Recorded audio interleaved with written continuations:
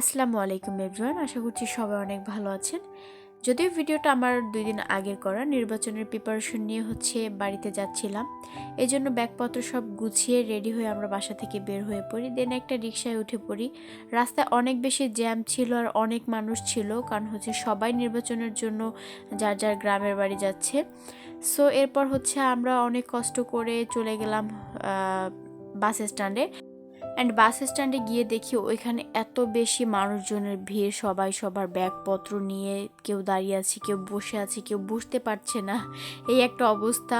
বেশ ভালোই লাগছিল। আর এদিকে আমার জান বাচ্চাটা দূর থেকে আমাকে দেখছিল আর হাসছিল।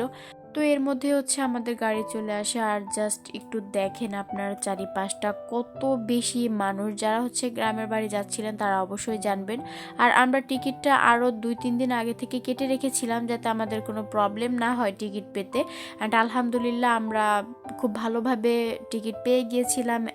তখন অনেক মানুষ ছিল যারা টিকিট পায়নি বা দাঁড়িয়ে আসতে হবে, এরকমও অনেক মানুষ ছিল। বাট সবার মধ্যেই একটা অন্যরকম ভালো লাগা কাজ করতেছিল যে সবাই ভোট দিতে বাড়িতে যাবে।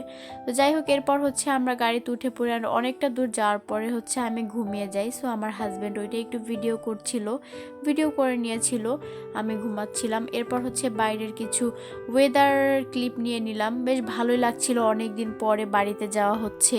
তো আমার শ্বশুর বাড়িতে যাচ্ছিলাম।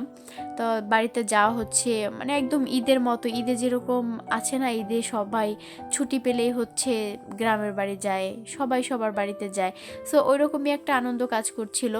এরপর গাড়িতে সবেদা ফল ওঠে, অ্যান্ড সবেদা ফল আমার অনেক বেশি পছন্দ। এরপর আমরা কিছু সবেদা ফল কিনে নিয়েছিলাম, আর ফলটা অনেক বেশি মিষ্টি ছিল, অনেক। দেন 10 মিনিটের জন্য বিরতি দেয়। এরপর আমরা বাইরে একটু নেমে হাঁটাহাঁটি করছিলাম, ঘোরাঘুরি করছিলাম। 10 মিনিট জাস্ট উঠতে বলতেই চলে যায়। আর এদিকে আমার এই যে জান বাচ্চাটা, সে দেখতেছে সে কোথায় যাচ্ছে। আর আমার বাচ্চাটা মাশাআল্লাহ গাড়িতে চড়তে অনেক বেশি পছন্দ করে। সে গাড়ি থামলেই কান্নাকাটি শুরু করে দেয়। তার কথা গাড়ি কোনোভাবেই থামা যাবে না, গাড়ি শুধু চলতেই থাকবে। এরপর আমরা একটা দোকানে চলে যাই, অ্যান্ড এখান থেকে আমার খুব দই খেতে ইচ্ছে করছিল। তারপর দই নিয়ে নিয়েছিলাম। অ্যান্ড দইটা একদম অনেস্ট রিভিউ দিই, দইটা একদম অতটা মজা ছিল না। দইটা শেষ করেই আমরা আবার বাসে উঠে পড়ি, কারণ বাবুকে খাওয়াতে হবে, লং জার্নি, অনেক টাইম। তারপর ওকে আমরা খাইয়ে দিই, অ্যান্ড একটু কার্টুন দেখাচ্ছিলাম, ও কান্নাকাটি করছিল খুব।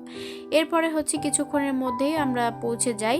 অ্যান্ড এইখানে রাস্তার পাশেই আমার শাশুড়িরা সবাই আমাদের জন্য ওয়েট করতেছিল।